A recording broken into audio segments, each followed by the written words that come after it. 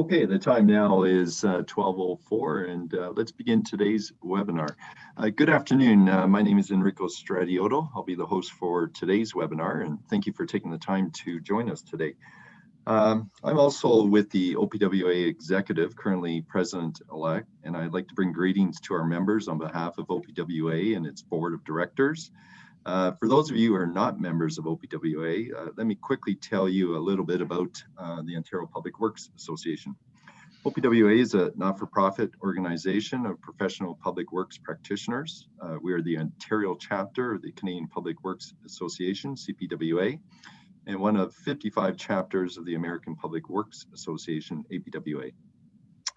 We have over 600 works practitioners that are employed by provincial governments, municipalities, consulting engineers, utility companies, contractors, and suppliers. The chapter is set up geographically with two branches. In the Niagara region, we have the West Central branch, and in the Ottawa region, we have the Ottawa Valley branch. As a non-member, I say welcome to you, and I ask you to give consideration to joining OPWA. The mission statement of OPWA is connecting the public works community. We do this through social networking events, workshops, conferences held throughout the year. It has put a different change of direction on how we try to achieve these goals. And today we're reaching out to you through this webinar on a virtual platform. As chair of the Education Committee, I'm excited about the Ontario Public Works Connects. It's a new program that's intended to help OPWA's membership connect to educational and technical resources, as well as to other members in our chapter. Webinars is one of the examples of providing those resources, and OPWA will be hosting a new webinar each month. We hope you enjoyed today's webinar, and if you have a presentation that might be suited for our members' interests, please contact the OPWA Education Committee directly. We'd love to discuss your idea further. To learn more about the chapter and its upcoming events, the resources available to our members, please visit opwa.cpwa.net. You can see the website link on your screen. I'd also encourage you to look at the different current committees of OPWA. Here's an opportunity for you to get involved. As a committee, we're always looking for new members. And as you know, there's always work to be done. Before we begin with the presentation, I'd like to bring attention to the sponsors of OPWA who help to make events like this possible. So thank you very much for your support. Just a little bit of guidance for today's session. Participants, your microphones have been muted and your cameras are turned off. Questions will be addressed at the conclusion of the webinar. Your question can be placed by you in the Q&A box during the webinar. In order to do this, just lower your cursor to the bottom of your screen. A toolbar will open up. Click on the Q&A icon at the bottom edge and enter your question. We hope to have lots of questions for today's exciting topic. All right, so let's get started with today's webinar. The title of today's presentation is Recent Amendments to the Fisheries Act, Implications for Your Municipal Infrastructure Projects. I'm pleased to introduce our two speakers today. We have two of them from RJ Burnside. Our first speaker is Chris Full.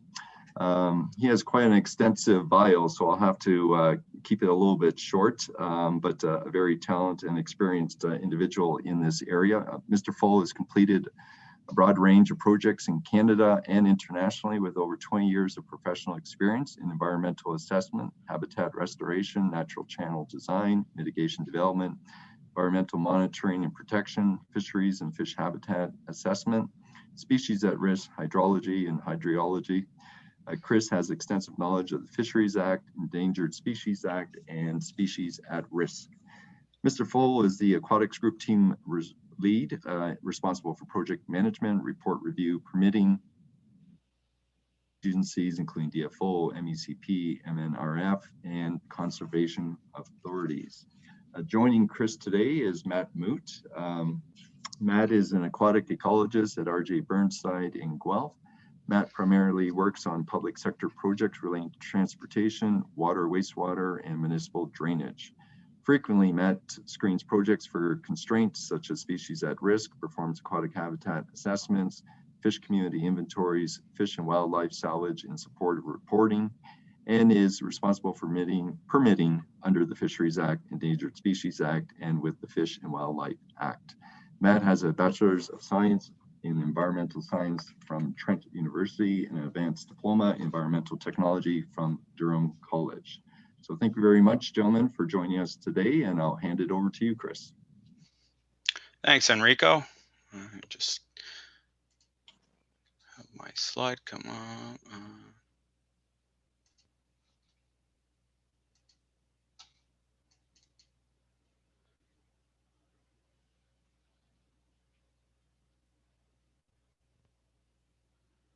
Welcome, everybody.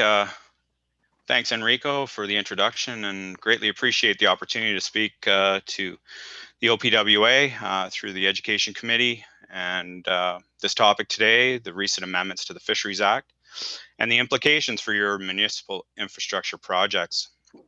I'll be joined by Matt Mood, as Enrico said, and get your pens and pencils ready because there's a lot of information to digest.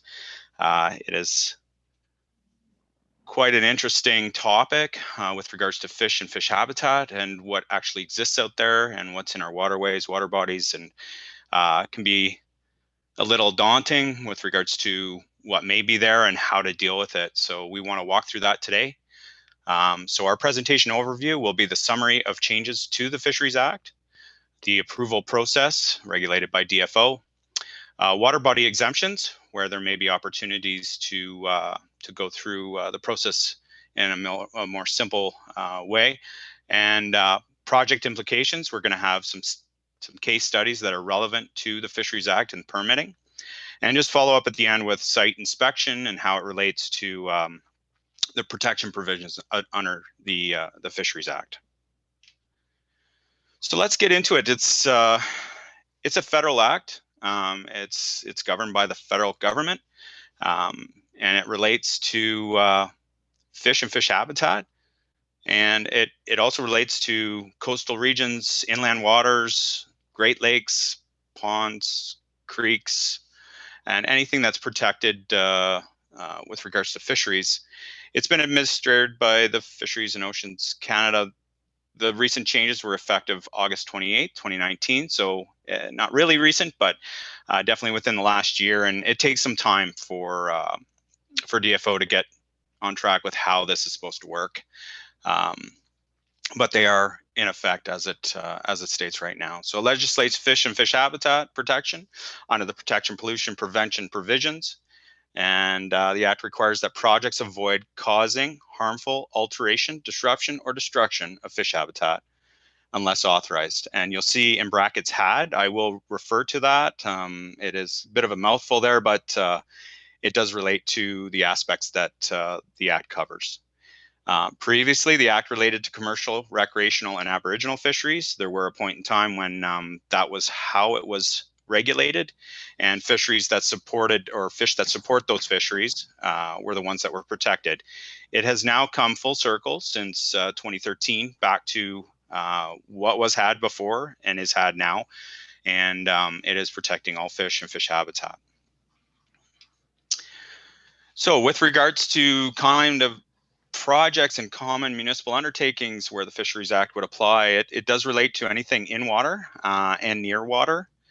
Below the annual high water mark, within banks and riparian area. It also relates to transportation projects, water, wastewater, sewer, that sort of thing, hydro, and works within transportation or linear corridors. And obviously, with regards to new infrastructure that's going to be placed, if there's water bodies, water courses in those areas that are regulated, then it would apply if there's going to be disruption in those areas. Upgrades to old infrastructure. Sometimes these infrastructure needs to be rehabilitated and improved.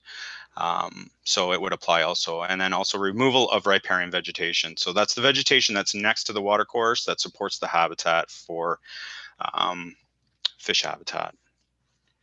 So this one's a little bit to digest, but I wanted to read through it, and I think it's important because it came from the DFO website, and it does relate to kind of the background on why this is in place. So threats to fish and fish habitat. Fish and fish habitat in Canada are threatened by multiple interrelated factors, including habitat degradation, which may occur as a result of the removal or change of important habitat components, blocking fish passage, infilling of lakes, streams, or wetlands to create dry land, or other activities in freshwater or marine environments that impair their ecological functions.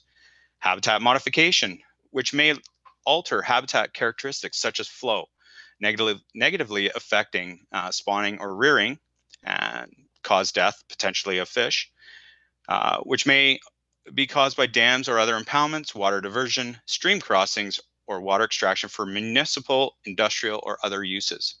With regards to aquatic invasive species, we've had issues of introduction of non-native species into our watercourses and Great Lakes, and this has caused major impacts to our native fisheries, natural fisheries that occur. Overexploitation of fish, which may lead to depleted or unsustainable populations. We do depend on some of these populations for sustenance, Aboriginal people, and commercial fisheries. Pollution of many kinds, which may adversely affect water quality and fish health. Obviously, fish need to live in water. It needs to be in good quality for them to survive. And climate change, which can be a cumulative effect, changes to water temperature, and geographical distribution in some species, making them move to different areas or not able to exist in certain places because we've changed the thermal regime. Rainfall patterns, water levels, water chemistry, and temperature are super important characteristics, and proper ecological function is required for the fish habitat to be maintained. So it is a lot to digest, but it kind of provides some background and foundation as to the reasons why and what are some of the factors that cause harm. So with regards to the changes to the Fisheries Act and the applicable provisions, we have sections in the Federal Act, Section 34, and I want to read these out also. They're important. So no person shall carry on any work, undertaking, or activity other than fishing that results in the death of fish. In Section 35, it says no person shall carry on any work, undertaking, or activity that results in the harmful alteration, destruction of fish habitat. Section 36 prohibits anyone depositing or permitting the deposit of deleterious substance, and we will talk about that in future here, in an area frequented by fish or where water may enter such an area. So that's kind of interesting too, because we're not just talking about where fish may live, we're talking about possibly roadside drainage that could go to a place where fish live. And then Section 38 creates a duty to notify any occurrences which result in the death of fish or harm for, I'll say had, of fish habitat. So we've got some background on what drives this and what it means. So let's talk about some main definitions also, fish and fish habitat, and how they relate to the protection provisions. And they apply to all fish and fish habitat throughout Canada. So this is a federal act. With regards to fish and the definition of it, it includes parts of fish, shellfish, crustaceans, marine animals, and any parts of shellfish, crustaceans, or marine animals, and the egg, sperm, spawn, larvae, spat, and we won't get into that, the juvenile stages of fish, shellfish, crustaceans, and marine animals. So it's all encompassing. It really relates to everything that lives there and parts of fish, and also marine animals. So with regards to serious harm and the definition of that, the death of fish or any permanent alteration to or destruction of fish habitat.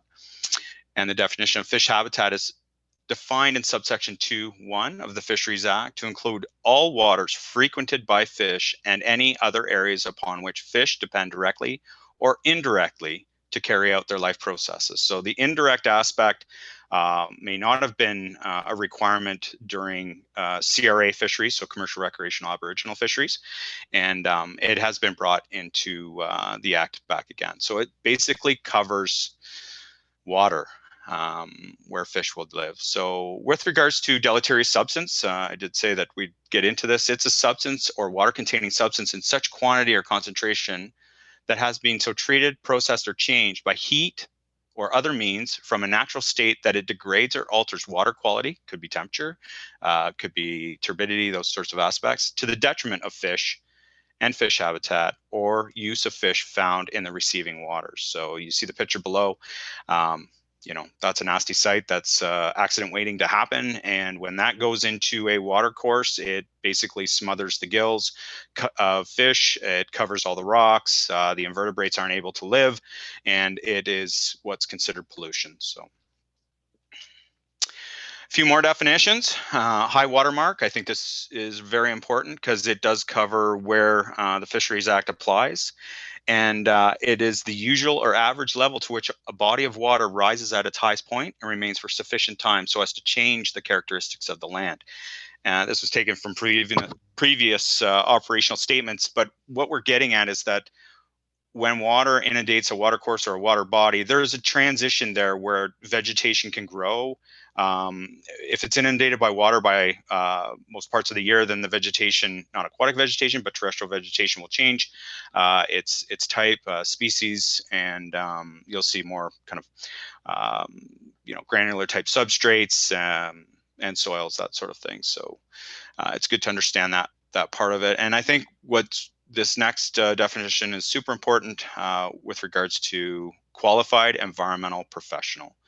And this is listed and provided in DFO's website. And these are professionals who provide the support, often referred to as a natural resource consultant, an environmental consultant, an aquatic ecologist, or a fisheries biologist. So this will come up again in the future in our slides, but qualified environmental professional is a very important term. So there are implications, just like speeding down the road and getting caught. There's the implications, and offenses and penalties are part of what we would have to face if an occurrence was to happen. And those fines for large corporations have increased substantially. A minimum fine of $500,000. Not sure that it's worth it, to be honest, and a maximum of $6 million. So we don't want to get into that situation. We want to avoid it, and there's mitigation and ways to do that. And that's where a qualified environmental professional can help you out. And that's with regards to had a fish habitat, death of fish, or deposition of a deleterious substance. We saw that sediment inundated water that could be released. That's another aspect of where an offense and penalty could come up. This was another one that I pulled, and another one that I'm going to read through that I think is important, and it's proponent responsibility for works and undertakings and activities taking place in or near water that could harm fish and fish habitat. And proponents of these activities should understand the types of harmful impacts their works, undertakings, or activities are likely to cause. So understanding your project and what it relates to and how the undertaking is to occur with regards to construction and those aspects. To take measures to avoid harmful impacts, including following relevant standards, codes of practice, which we will get into in future slides, and regulations. There's a need to request exemption under the Fisheries Act, and that will allow harmful impact, but it's the authorization process that we will get to in the next couple of slides. Has to be approved by the minister. And furthermore, proponents are required to ensure that their actions conform to all other statutory requirements, such as federal, provincial, territorial, or Indigenous legislation. So I do hear sometimes when I'm on a project that, yep, we're covered. We've got the Conservation Authority permit. Okay, that allows you to work within a flood regulated area, but that does not allow you to work in fish habitat.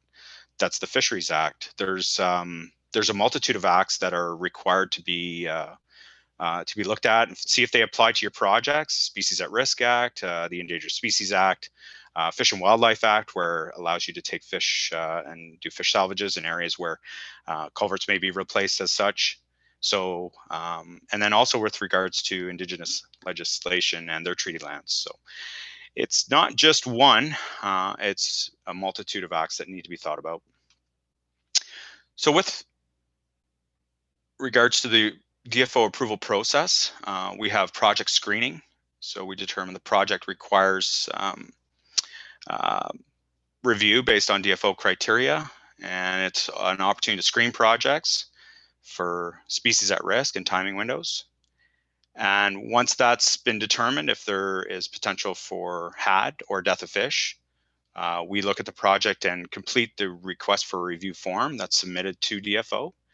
And at that point, DFO determines if there's going to be a letter of advice, if the mitigation is suitable, and or if there is potential for HAD and it cannot be offset or mitigated, then the potential for authorization exists, and that is a process that is lengthy, and we will get into that in the next slide.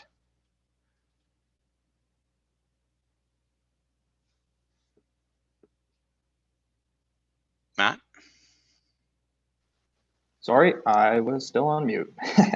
Okay, yeah, I'll just take over for Chris here and just go through the DFO approval process just in a little bit more detail. So yeah, the project screening stage, this is really where we're going through and determining any constraints that might be part of your project. So this can include things such as species at risk and the in-water works timing window. It's really critical in our view to get this identified upfront, because it can really impact your project in terms of having additional mitigation or monitoring requirements if there's species at risk present. And in Ontario, you can have your in-water work timing window as tight as 2 months, July 15th to September 15th, depending on the species that are present in a watercourse where the works are taking place. And a qualified environmental professional can go through the different sorts of mapping and background review documents, sub-watershed plans, things of that nature, to determine what fish species are present there, if any SAR are present, really give a good outline about when the works will take place and what may be required for mitigation. And then there are also water bodies and projects that Fisheries Act does not apply to. So here are some water body examples: private ponds, roadside drainage ditches, quarries, irrigation ponds, swim ponds, agricultural drains, drainage ditches, and commercial ponds such as golf course ponds. If any of these are connected to a water course or water body that contains fish, then Fisheries Act, sections of the Fisheries Act still apply. And if fish even inhabit them seasonally, then the Fisheries Act is going to apply. So when we have that spring runoff, roadside ditches and agriculture drains may fill up with water and allow certain species to migrate into them, perform critical life processes such as spawning, and then migrate out. So at this stage, if you're unsure if your water body is going to be applicable under the Fisheries Act, then it may be advisable to get a qualified environmental professional to observe the site conditions and determine if fish could inhabit it or not. Yeah. And something that's new under the new Fisheries Act are the standards and codes of practice. So DFO has developed some standards and codes of practice that allow proponents to complete low impact work. And if you are able to follow a code of practice, then the request for review is not required. They have a project notification form, I believe it's called, that you can fill out and send into them. Can you just go to the next slide there, Chris? Yeah, sorry. Yeah. So if your the codes of practice relate to, as of now, and DFO, I believe, is creating more of these, but as of now, they are beaver dam removals, culvert maintenance, so maybe just some concrete work inside a culvert or something like that, end of pipe screens for small water intake, so like a dewatering pump, routine maintenance dredging in things such as harbors and not in like a drainage ditch, temporary cofferdams and diversion channels, and temporary stream crossings. If your code of practice is a standalone thing, such as a beaver dam removal, or if you're putting up temporary coffer dams to remove a debris jam in a culvert, then you do not have to fill out the request for review form. If your code of practice that you're using is part of a larger overall project, such as a temporary coffer dam to isolate a culvert that you're going to replace, then you should still submit the project as a request for review. And the code of practice must be implemented as described on the DFO webpage for these in its entirety. And during this, you're still required to avoid had and death of fish. So for example, my example I gave before, if you're isolating a culvert to perform some maintenance, you will still have to remove the fish from that culvert prior to doing any of the work. And this is something that's, I believe they made under the old Fisheries Act, but is still applicable and helpful in the new one. Are these pathways of effects that are essentially decision trees you can use to determine appropriate mitigation for your project. So for example, here, structure removal, you would go through these, and if you can break the arm or the arrow, then you do not have to really follow it through and use the mitigation here. So for example, you're removing a culvert, you may suspend sediment through your construction. So possible impacts or change in sediment concentration or contaminant concentrations. So your mitigation from that would be, spill management plan on site, ESC measures implemented before construction. Yeah.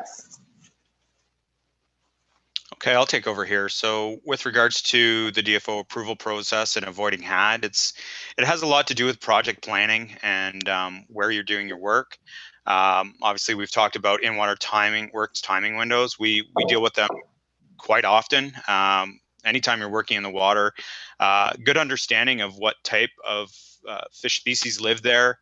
If they're warm water, cool water, cold water related to the thermal regimes, they do change the in-water timing window to allow work. Actually, with the warm water species being present, you can work through the winter into March 15th.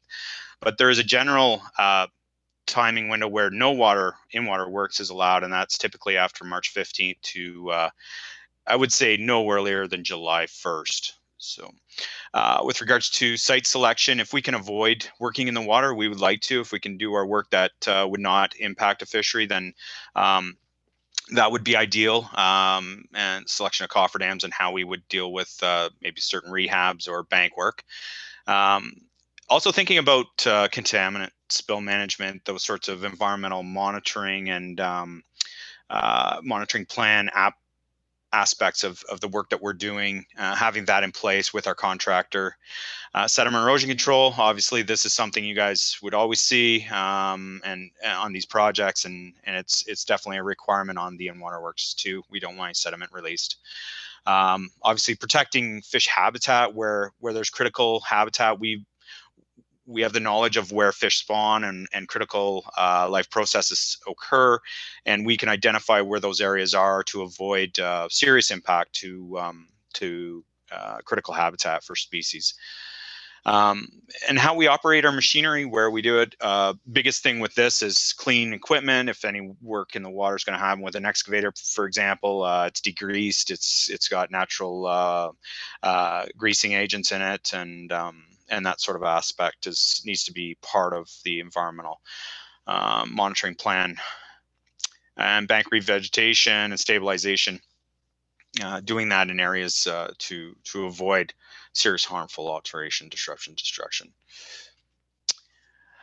With regards to the request for a review process, if you cannot avoid the HAD, and it's not included in the list of waterbody exemptions, as Matt had explained, and it's not covered under standards and codes of practice, then the requirement for a request for a review should be completed by a qualified environmental professional.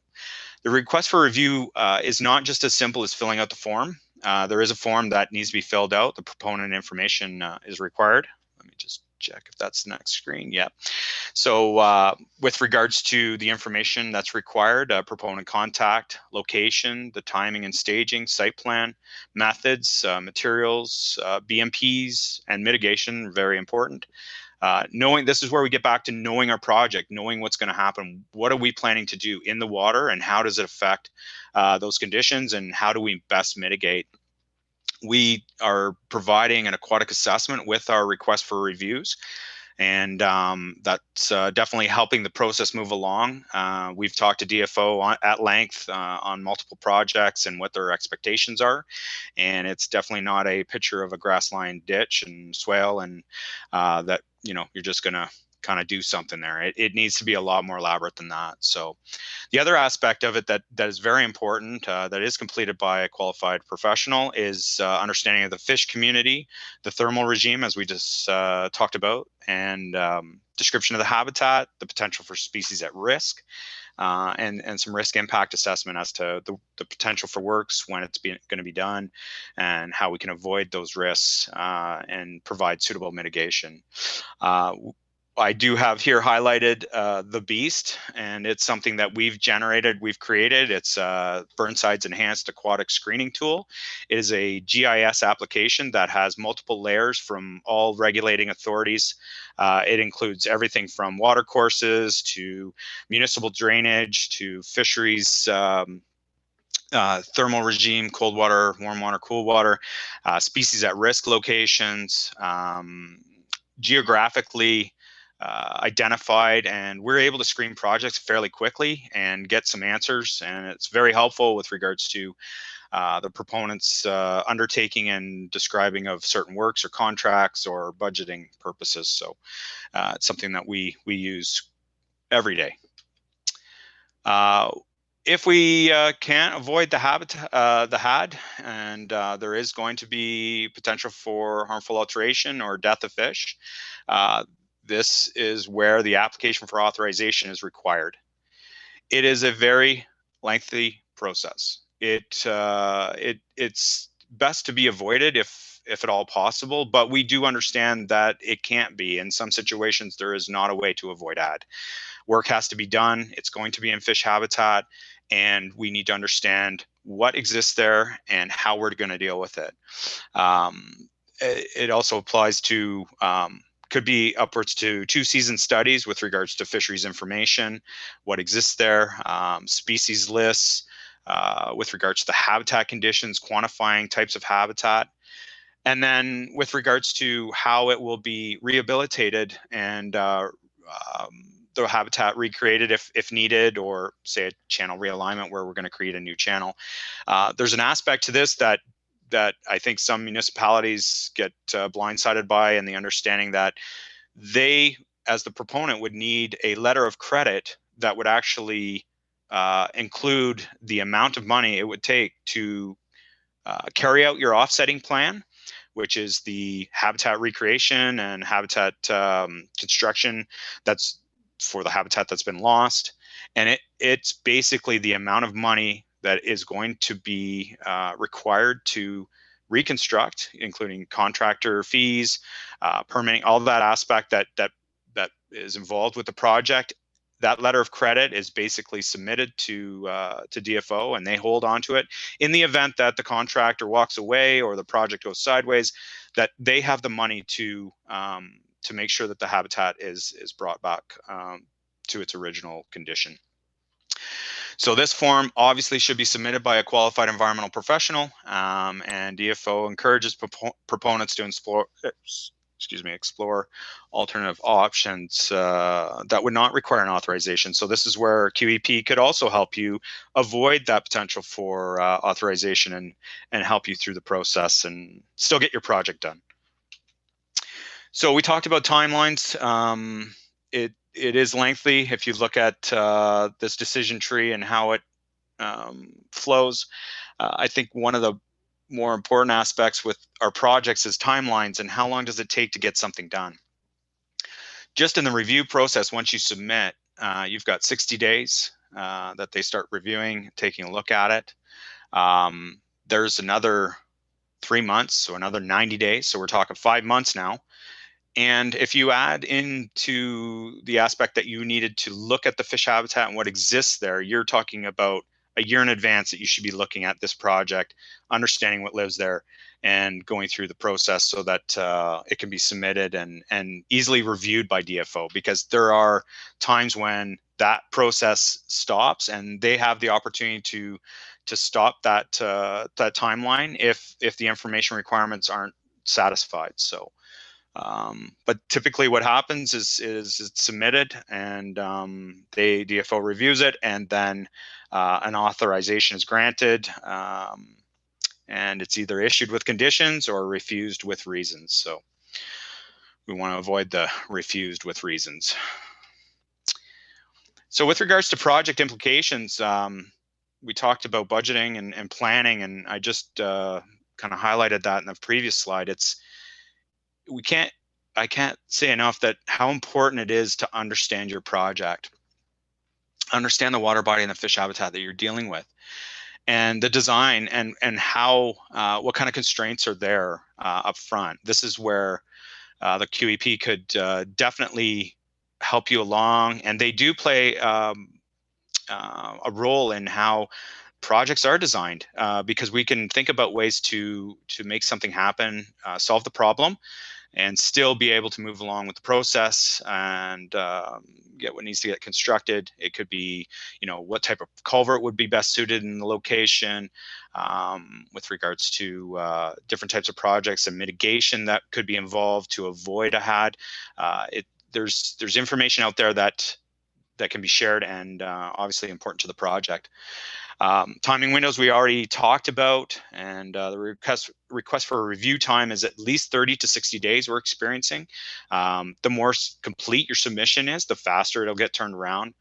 And one thing that's really important is that the effort required to confirm absence of fish, it might not even be worth going down that path, because at the end of the day, when you see direct or indirectly, that means we're talking about fish habitat. Maybe fish aren't there or only there for a period of time, or it's the water that's supporting that fishery is still considered habitat. Okay. With regard to, yeah, this is Matt. Sorry, my bad. No worries. Okay, yeah, I'm gonna talk about species at risk here. So yeah, species at risk, aquatic and terrestrial for that matter, can occur throughout Ontario, and they're managed at a federal and provincial level through the Species at Risk Act being federal act, and the Endangered Species Act being the provincial act. So as we've mentioned several times now, you want to screen your project using different information sources, primarily the Department of Fisheries and Oceans Species at Risk mapping and the Provincial Natural Heritage Information Center mapping to determine the potential presence of species at risk. Once you do see that there might be the potential there, there's species assessments available through DFO, MNRF, Environment Canada, which you may want to review because sometimes the mapping is historical in nature. As an example, a project we worked on in Tillsonburg last year was highlighted for eastern sand darter. We reviewed the species assessment, and the information was from the 1950s and not really relevant to the project, so we didn't have to go through any additional permitting. And it's recommended that if you're unsure when you're working through this, if SAR are present or not, sometimes the mapping that you get from DFO is blanketed. So say there, for example, a species is mapped as being in the Grand River, they may do some blanket mapping and highlight tributaries that flow into the Grand as being inhabited by species at risk. So if you think you're going down that road, it doesn't hurt to contact a SAR biologist from DFO or MECP, and they may be able to provide a little more information on what level of permitting may be required. And depending what type of depending the project works and the species which may be impacted, you may be eligible to register your project under MECP, which doesn't really require you to get a permit under the Endangered Species Act. It's kind of a it's kind of an exemption to the act. But again, that depends on the scope of work and the species encountered. And I should mention as well, there are 5 classifications of species at risk: extinct, extirpated, endangered, threatened, or special concern. And the Act does not apply to the species or their habitat if they are species of special concern.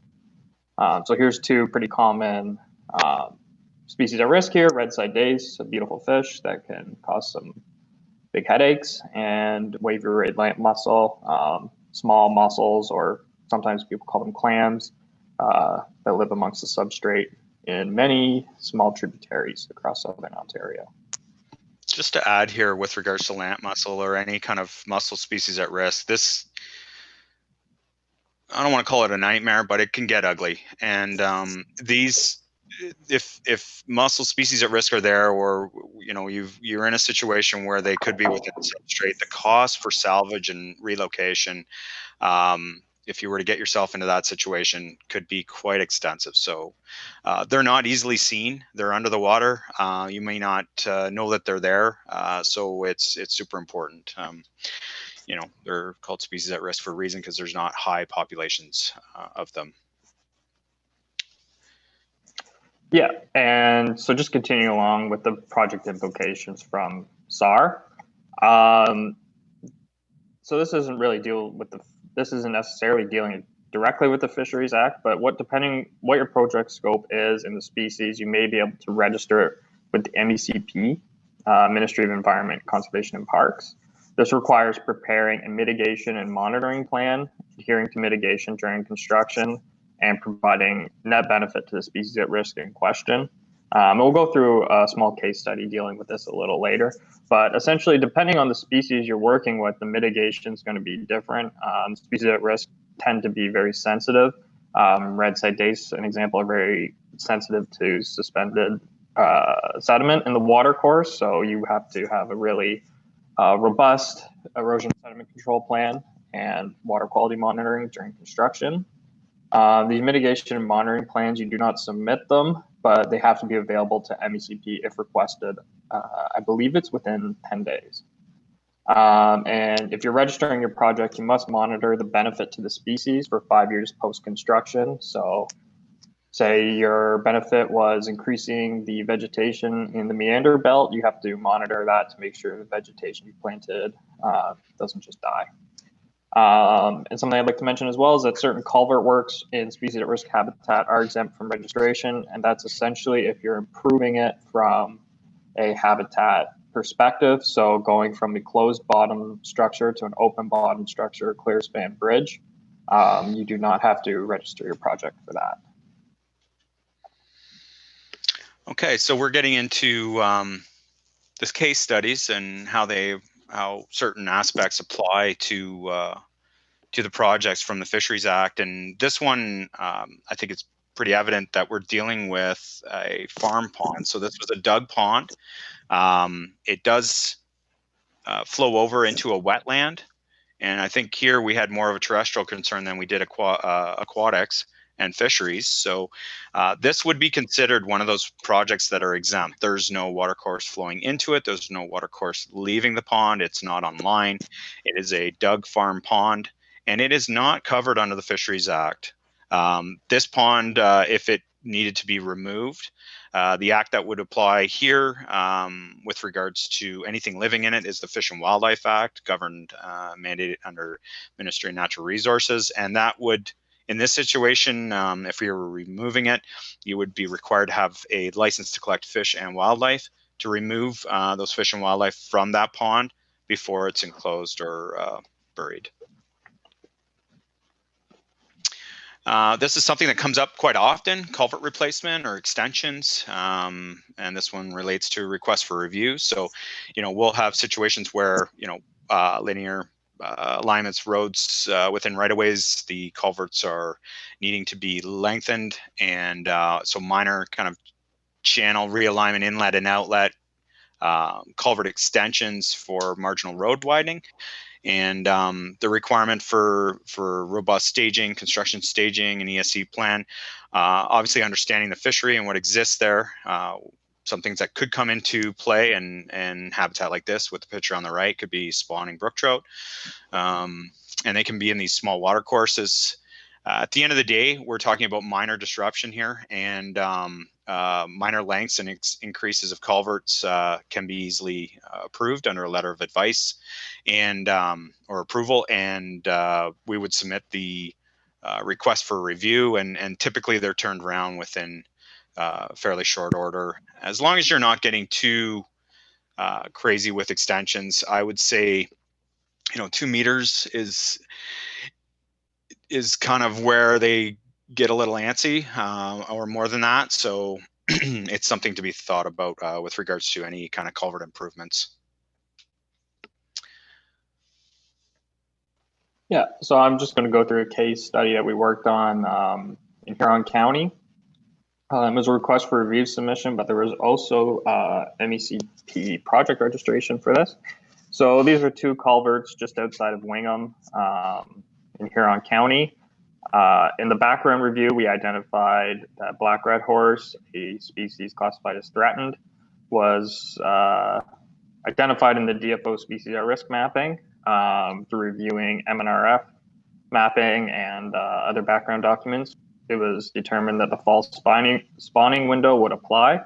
The issue with this for the township or the county was that they were doing some road reconstruction on a nearby road, and the road that these 2 culverts were on was supposed to be the bypass during construction.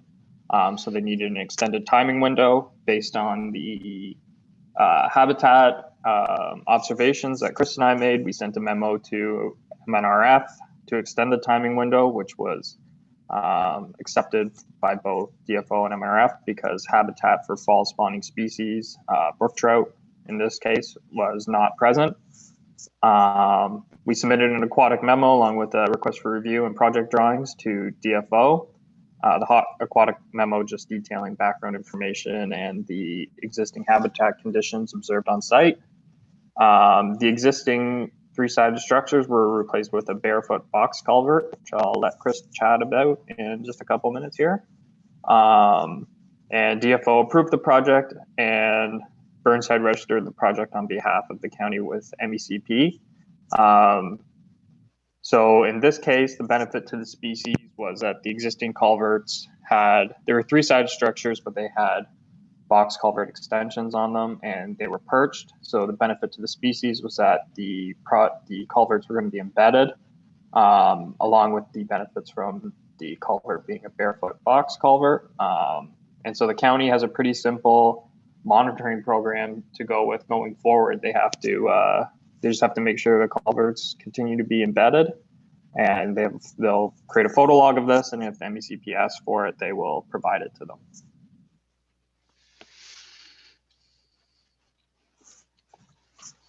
Some outcomes. The county was appreciative of the project screening and the ability to extend the timing window, provide seamless construction scheduling with the other road construction that I mentioned, relieve some headaches for them. The project was completed following codes of practice for temporary cofferdams and end of pipe fish screens. And the county, as I mentioned, they have a relatively straightforward monitoring procedure going forward to be in compliance with the registration for the project. Yeah, I just wanted to add with regards to the barefoot box culvert, it's basically a culvert that has perforations in the bottom that allows for groundwater input. MECP saw the benefit for improvements or maintaining the cool water conditions within the water course itself, not requiring a 3-sided structure in this case. And we were able to get through the permitting process fairly quickly because we were able to show that groundwater inputs would support the thermal aspects of this water course in these locations. Yeah, so another project that we worked on over the last few years has been the South Innisfil Creek Municipal Drain Improvements. This is a legacy project from the 70s, and what the work includes is over 10 kilometers of channel widening and deepening, erosion protection in several locations, and numerous structure replacements. a little background, this is in Innisfil, just south of Barrie, Ontario, and it's in, they call it the Market Garden, so it's very flat, low-lying area. They grow market crops such as carrots, onions, garlic, and they have very, very high nutrient soils, and they have experienced significant flooding almost every spring due to the flat nature of the topography. So we walked the site, submitted a request for review to DFO, and DFO advised us an authorization would be required for the extensive channel works. And this was expected when we submitted it. We met with DFO prior to beginning the authorization process just to understand the requirements for acceptable construction techniques, habitat restoration, also called offsetting, and targets for future monitoring.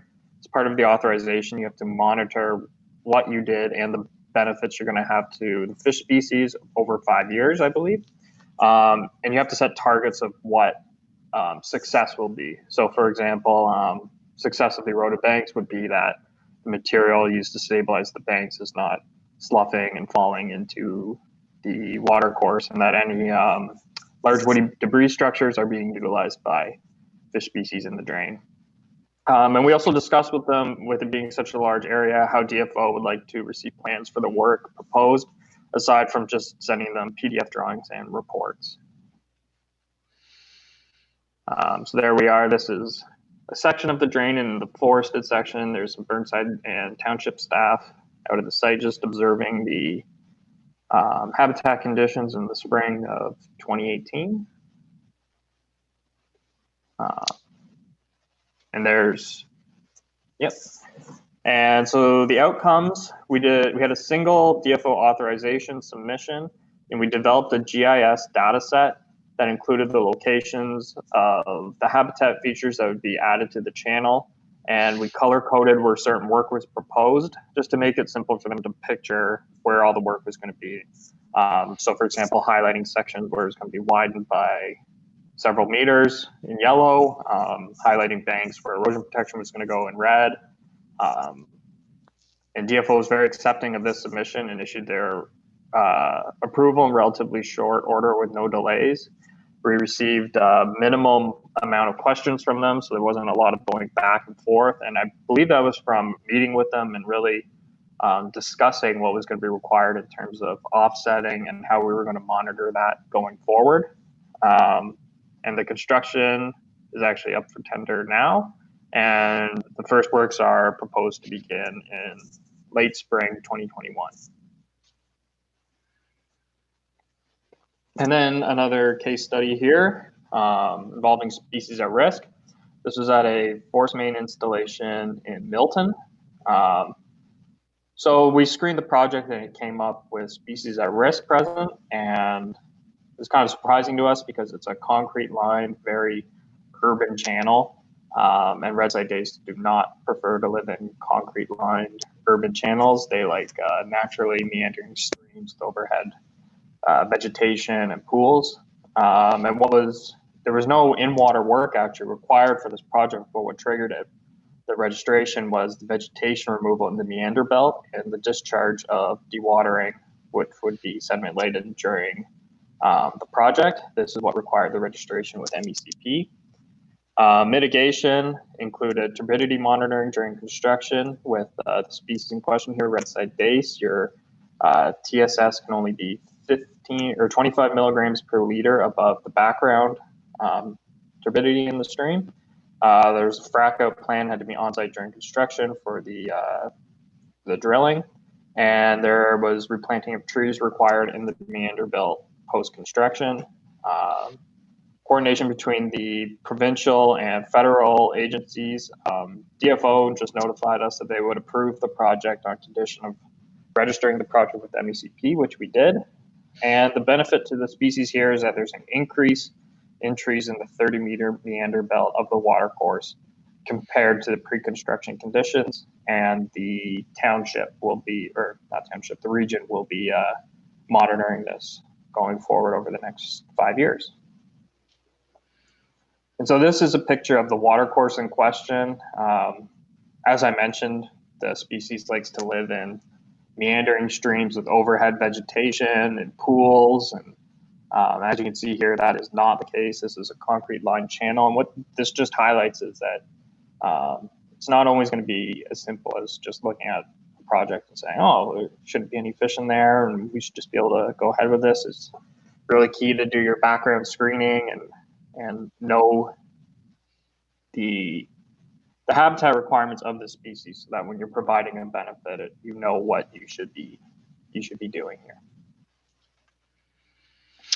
Okay, I'll take over here. So getting near the end, with regards to site inspection and Fisheries Act provisions, duty to notify serious harm to fish. That section 38 creates a duty to notify the appropriate authority of an occurrence that results in the had of fish habitat and or death of fish, or of a serious and imminent danger of such an occurrence. So it's a responsibility of the person who owns at any time, owns or has the charge, management, or control of the work, undertaking, or activity that resulted in the occurrence or the danger of the occurrence, or causes or contributes to the occurrence or the danger of the occurrence. So this is all encompassing. If we know, we need to notify, and this is the requirement under the Fisheries Act.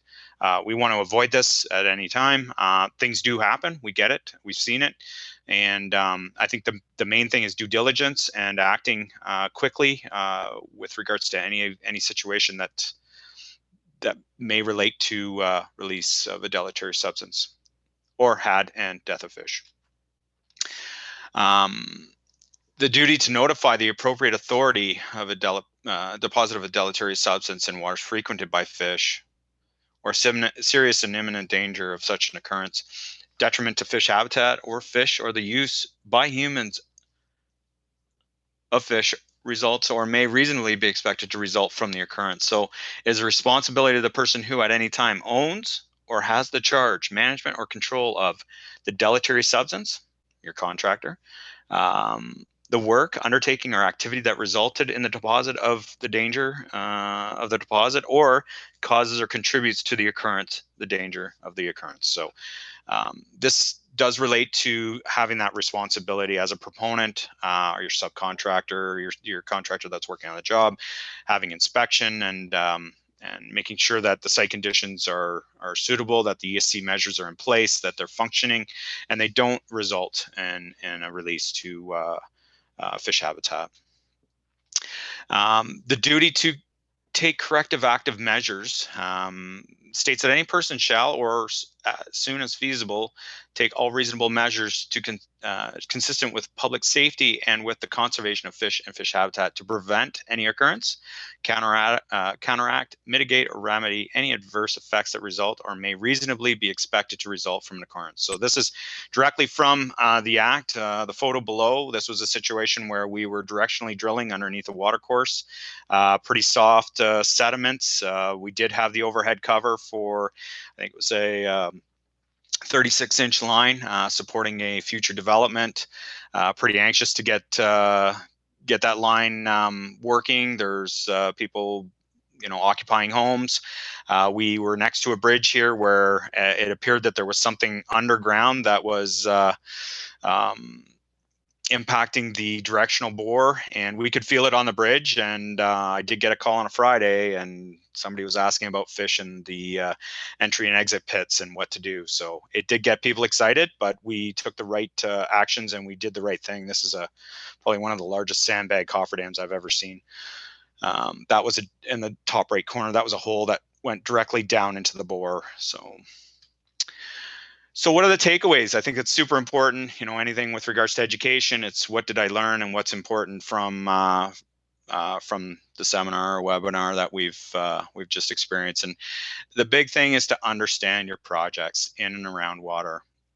Properly scope your RFPs and contracts. They're being let out, and it's ideal that the scope is there, that it identifies what needs to be done, and encompasses the needs for approvals and permits and any of the upfront work. Contractors are aware of what they need to do, and it's identified in the contract, not some extra that comes in after. Time and budget. it does take time. We're just the authorization process alone from the ministry is a half a year. We typically see, projects taking about a year. We're working on projects that'll be hopefully tendered late next spring, and we've already done the aquatic assessments and understand what the proposed design is going to be, so we can submit through the winter and have our permits in place so we can keep moving next summer and in waterworks timing window. And I don't think I need to say it again, but it does help to have qualified professionals working on your projects. They can help with the mitigation, they know what's there, and work along with your design team to keep things moving. So we're going to open it up. We greatly appreciate the opportunity. I hope it was informational and educational, and greatly appreciate the opportunity to present to OPWA. Okay. Yeah, thanks a lot, everyone. Great. Thanks, Chris and Matt. Certainly helped to clear up some of the murky waters, I think, related to the Fisheries Act. So lots of acronyms to learn about. We've got several questions, and what I'll say to the audience is that I think we can work through the questions now for anybody that wants to stay on and has that time. We'll probably allocate about 10 minutes towards these questions. There was a repeating question just about a copy of the presentation slide. What I would suggest, maybe Chris, actually, if you could put up that last slide one more time, it has your contact information. Oh, sorry, yes, I jumped. Yeah, no problem. And I just asked the attendees, anybody that would like a copy of the presentation, take a screenshot and contact Chris directly, and you can request that information from him. The OPWA will also be putting a recording of this webinar on our website. That will be in the future weeks coming. It'll take us a bit of time to do that. So certainly if your information is needed more quickly, then please take Chris or Matt's information down currently. So let's get started with the questions. The first question that we had to either Chris or Matt, is there an updated map showing cold and warm water fisheries for rivers and creeks? How can we get one if there is? Is there something like a webpage link? So that's a great question, and I did refer to the Beast. We typically run into this with regards to the timing windows and scheduling our projects. Thermal regime is identified by the Ministry of Natural Resources and Forests. They do have a data set layer that's the aquatic resource area mapping. It does provide information with regards to species and thermal regime. It doesn't cover all of Ontario, and there are some places that have not been assessed and may not have a thermal regime, but it is definitely a layer and data set that you would want to get your hands on so that you can schedule your project appropriately. If it's not something that you can use through a GIS data set, then just inquiring with MNRF, they've got it at their fingertips and they could give you an answer. Okay, there was a couple questions related to just permit and authorization timelines. I guess the first question, I'll piece the two together. What's the turnaround time to get a permit and authorization these days? So I think you kind of went through that with the 30 to 60 days and the possible 90 days after. But the second question was just to be sure and to clarify what was being said. You indicated the request for review takes 30 to 60 days. Then if it's determined that you do need to send in an application to DFO, will that review take up the additional 5 months? So 60 days plus 90 days total is the 5 months? Yeah. Yeah. So, well, there might be another step. So the information requirements for the request for review are not as extensive and don't require as much information as the application for authorization. DFO has an outline of the information requirements for both request for review and application for authorization online. And you can walk through each of the information requirements as required. And like I said, there's more information on the authorization aspect, and it also includes the offsetting plan, which is the mitigation and also the habitat replacement for, because you're getting an authorization to destroy fish habitat or may have death of fish. So there's going to be the offsetting plan, and that takes quite a bit of time to understand, well, what am I going to lose? What's going to be lost? And how can I replicate it? And that's considered offsetting. And then that has to be approved also. So it can be a lengthy process, and that's why it's good to know way up front what you're getting into. And to avoid the authorization if at all possible. So there may be ways to do that. But yes, timing, 30 days, 30 to 60 days for the request for review. You're going to have some time in between where you may have to prepare for the submission for authorization. Once you submit and they've confirmed that it's been submitted, then that 60 and 90 days apply. Okay. Is there any coordination between federal and provincial permitting processes? With regards to the Fisheries Act, it is the federal governing body, federal act, that is standalone from the Fish and Wildlife Act or Public Lands Act or Lakes and Rivers Improvement Act with regards to dams, that is regulated by the provincial government under MNRF, MECP, also under Endangered Species Act. So there is some collaboration, and it kind of gets a little gray, but at the end of the day, with regards to fisheries and fish habitat, it's going to be a submission to DFO. With regards to any works that relate to public lands or dams and that sort of aspect, you're going to be dealing with MNRF. If you want to handle fish and remove fish and wildlife and inquire about timing windows, MNRF is somebody you're going to have to deal with. And then the other aspect is that within Southern Ontario, we have all these conservation authorities, and they have regulation limits. So when you're working within their regulation limit, you also have to get a permit under the Conservation Authorities Act, and that is another substantial submission to the Conservation Authority, and that basically allows you to work within the flood regulated area. So Okay. collaboration between MNRF and DFO, yeah, we wish they'd talk, and we hope they do, but I think we need to link them. And I think the best thing is that they're both notified when need be for the project, because it's a multidisciplinary approach and collaborative approach to these types of projects. Right. Efficiency is key, right? Would be Yes. key. Yeah. Absolutely. Yeah. Okay, we have about 3 or 4 more. So Sure. what kinds of monitoring is typically required for projects that extend from a simple culvert extension to channel bank stabilization? So slope shaping or riprap type installation for that stabilization? I'll let Matt go for it.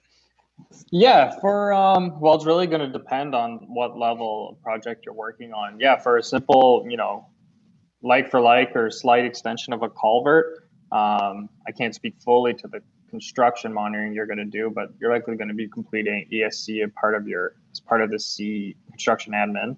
And then as you start to get up to more and more sensitive projects and sensitive water courses or water bodies, your monitoring is going to increase. So, for example, in that South Innisfil Creek Drain project that we're working on, there's going to be daily monitoring going on during construction. So we're monitoring ESC, making sure there's not too much sedimentation of the water course going on, and the contract admin staff will be making sure, and the contractor will be making sure there's no spills or anything like that. And then post-construction, that was an authorization. So we have to monitor the fish habitat offsetting or restoration, you could call it, measures that we're doing. So there's going to be erosion protection, bank stabilization, large woody debris structures put in place.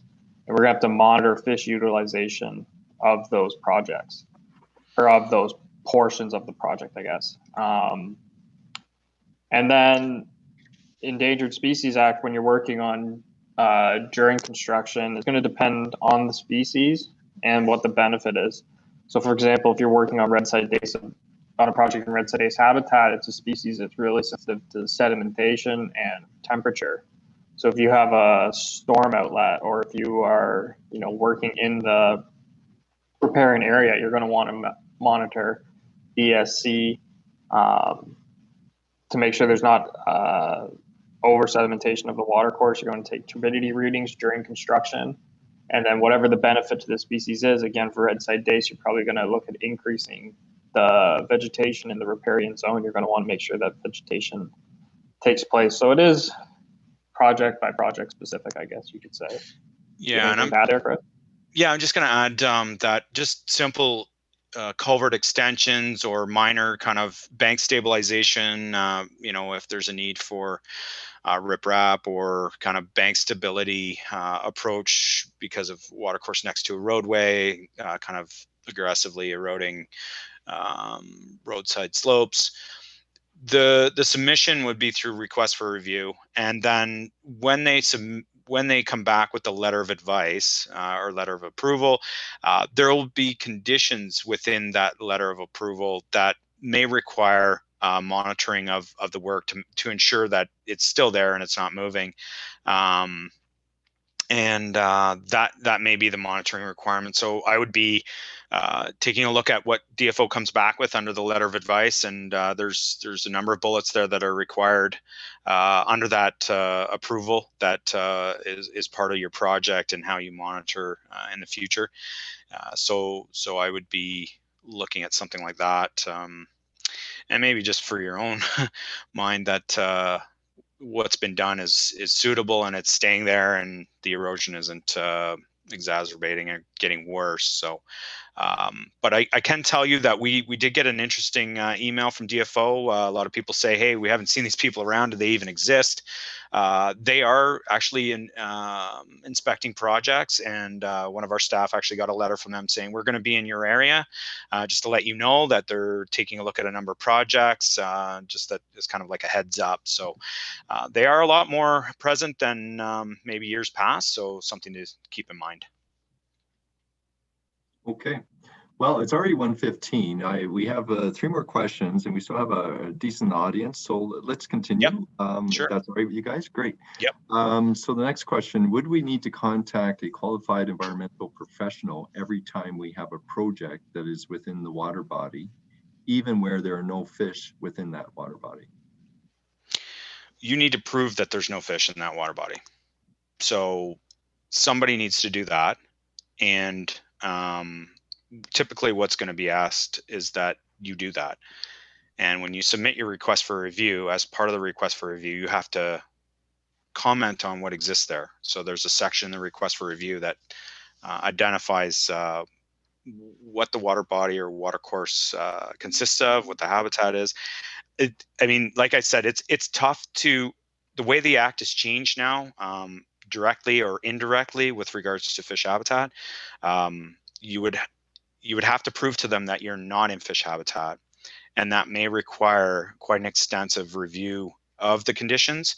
And you may be better off to let's just assume that it's fish habitat and work through it and get it done quicker, because the time and effort it's going to take to determine if fish are not present may be more than what it takes to just get it done. So it's pretty hard to prove that they're not there or it doesn't contribute. And that's one of the changes to the Fisheries Act. It used to be commercial, recreational, Aboriginal fisheries, and some of these projects didn't apply. And you may have remembered the self-assessment process. That doesn't apply either. There was a lot of work being done that DFO had no idea about because everybody's saying they're self-assessing their projects. Well, that's great. I hope you're doing a good job. But now they've revised the act and it's a lot more stringent. So, okay, if you prove that, if you feel like there's no fish there, I guess you'd have to take that into your own hands. Yeah, there was one and I other. guess too, you just want to make. Oh, sorry, Enrico.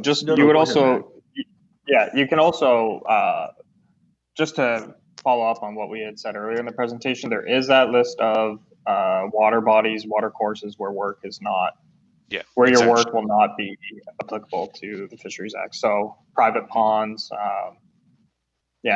obviously some roadside ditches, you would know that there's no way fish could get into them, but you never know. Sometimes it's possible. So, yeah. Okay. Yeah, no, I think you kind of answered one other question, which I was going to voice here, but so that's great.